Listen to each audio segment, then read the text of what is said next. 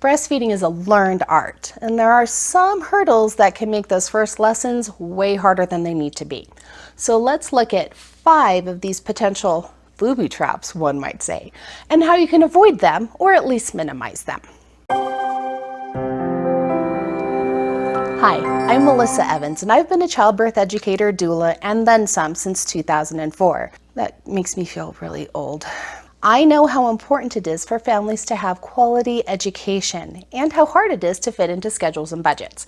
So here I am offering my classes online for free. Please know that I am not a medical professional nor a lawyer, so please talk to a care provider that you trust and use common sense. But for now, let's look at 5 things that can get breastfeeding off to a rough start and how you can avoid them. The first one is separation between mom and baby. When babies are born, they are primed to learn how to breastfeeding. That first hour is magic, I tell you. Take advantage of it. Do not let that baby off of your chest for the first hour or 2 or heck, even day, quite frankly. This is often referred to as the golden hour for really good reasons. I understand that sometimes there are medical needs and emergencies and it's necessary for baby safety to be taken away. Just take into consideration once you are able to hold that baby to do it, skin to skin, as long as possible. This is one of the big reasons it's so important to choose your birthplace and care providers well. Some of them have routines that they use as excuses to separate moms and babies. Really, baby belongs with you. The second hurdle are medications that mom might use during birth, both for induction and for pain relief. Again, I fully recognize that sometimes, medically speaking, those are a really good idea and necessary for everyone's safety. Being aware that they might cause some extra bumps is important though. If baby's birth is induced, then baby might not be ready for life outside the womb, which includes breastfeeding. So having some extra patience and having an IBCLC on hand to help make sure that that goes smoother would be a really good idea. Pain medications do affect the hormones of birth. They affect baby's experience. They change the beta endorphins that baby would otherwise have to help them cope with their stress of birth.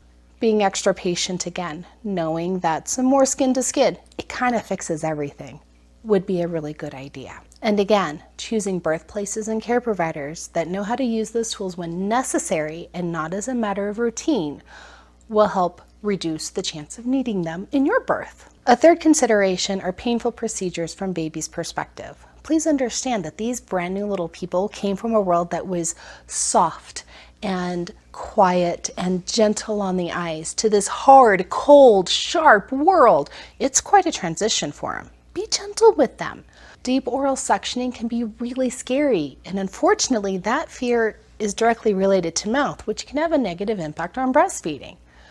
The poking and the prodding and just in general being uncomfortable doesn't help.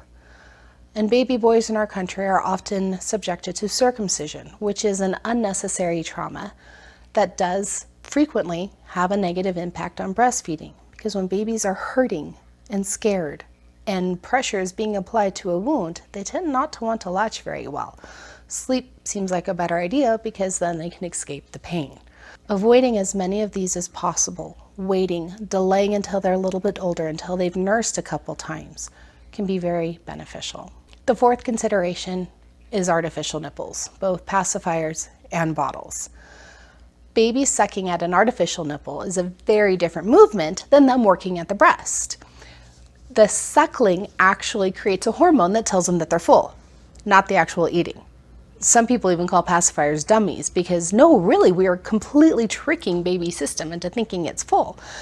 And while, in the car or something that might be a good idea, but in the beginning when they're learning and quite frankly, they're supposed to double their birth weight in 5 months, giving them the equivalent of artificial sweetened gum isn't going to help.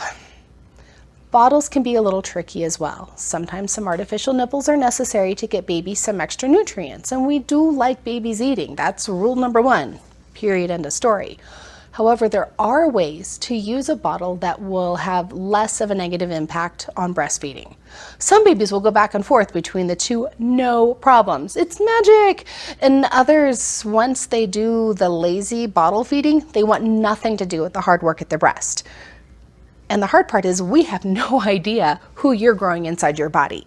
So waiting until breastfeeding is well established, using paced bottle feeding, there's a link down in the description, and avoiding pacifiers can be really, really helpful to make sure your breastfeeding journey goes well. A fifth thing to consider to make sure your breastfeeding journey continues as long as you would like is to make sure baby is evaluated for tongue and lip tie, especially if there are any negative indications. Sometimes babies will look like they're latched on perfectly, but mom's still in pain. Make sure you talk to an IBCLC, an internationally board certified lactation consultant. Not necessarily just a pediatrician or just an OB, someone who is specifically trained in breastfeeding. If baby has a tie and that goes undiagnosed, it leads to pain to mom. It's harder for baby to transfer milk, which means baby doesn't grow as well, and since milk isn't leaving mom's body, she starts making less milk, making her milk supply plummet in the long run. So there's a whole cascade of problems here. Making sure that this isn't a problem in the beginning can ensure your breastfeeding success in the long run. All of these hurdles can be overcome. Thank goodness we are designed to heal. And if you can avoid them, all the better. Adjusting to life with a newborn is hard enough. Healing from birth takes a bit of time and effort.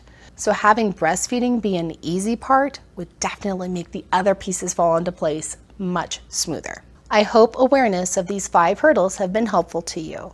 Please let me know in the comments. What do you think? What are you doing now to make sure that your path is paved and easy?